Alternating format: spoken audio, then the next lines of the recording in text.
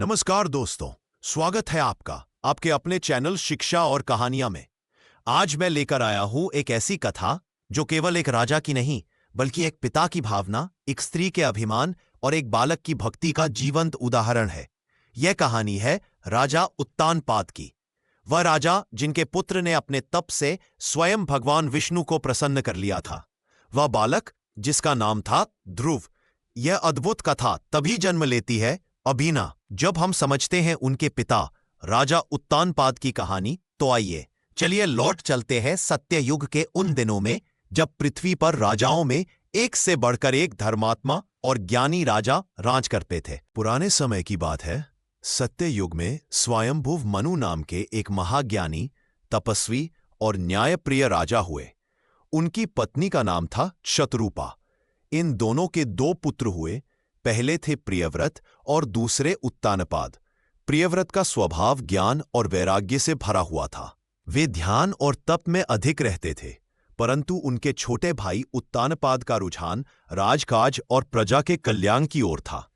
स्वयंभुव मनु ने जब वृद्धावस्था में राज्य त्यागने का निश्चय किया तो उन्होंने उत्तानपाद को राजा बनाया।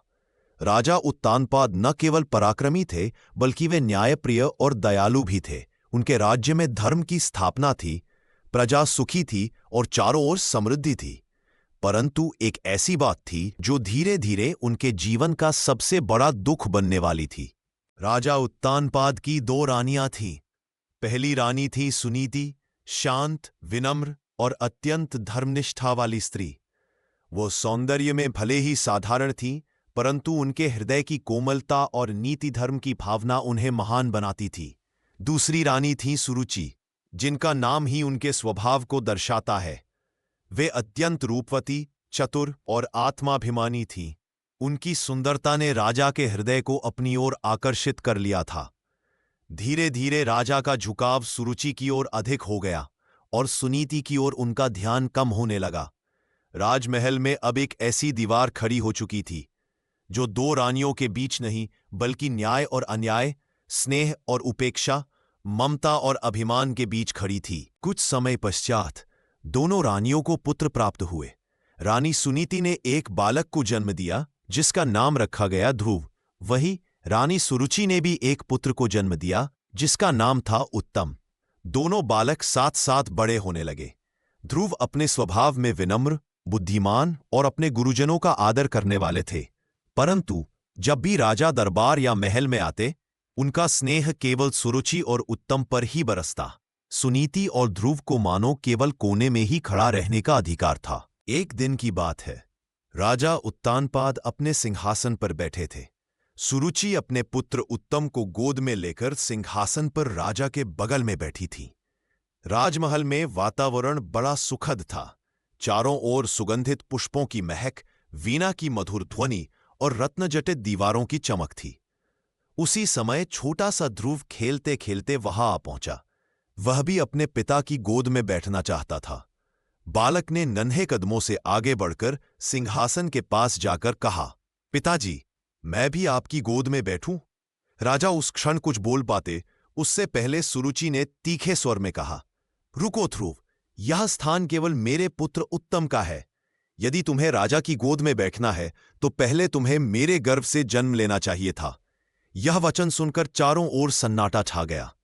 राजा उत्तानपाद मौन थे। न उन्होंने सुरुचि को रोका, न ध्रुव का पक्ष लिया। वह मौन एक पिता की सबसे बड़ी कमजोरी थी। ध्रुव की आंखों से आंसू बहने लगे। वह अपनी मां सुनीति के पास जाकर रोते हुए बोला, मां, क्या मैं अपने पिता की गोद में कभी नहीं बैठ सकता? सुनीति का हृदय करुणा से भर आया। उसने ध्रुव को अपने सीने से लगाया और कहा, बेटा, ये संसार अन्याय और भेदभाव से भरा है। यहां किसी को अपने कर्मों से, अपनी श्रद्धा से अपना स्थान बनाना पड़ता है। यदि तू सच्चे मन से भगवान की शरण में जाएगा तो स्वयं भगवान तुझे वह स्थान देंगे जो तेरा अधिकार है। ध्रुव की आंखों में आश्चर्य और दृढ़ता दोनों दिखाई देने लगी। उसने पूछा, मां, भगवान कहाँ मिलते हैं? सुनीति बोली, बेटा, वे हर जगह है, लेकिन केवल सच्चे मन से पुकारने वालों को ही दिखाई देते हैं।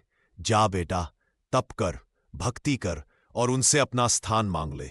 यह कहते हुए सुनीति ने बालक के माथे को चूमा और उसी क्षण 5 वर्ष का वह छोटा बालक अपने पिता के महल को छोड़ वन की ओर चल पड़ा, भगवान को खोजने। ध्रुव बिना डरे, बिना झिझके अकेला वन की ओर चल पड़ा।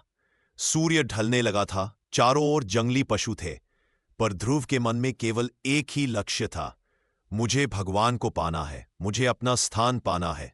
उसकी मासूम आंखों में आंसू नहीं थे, केवल संकल्प था।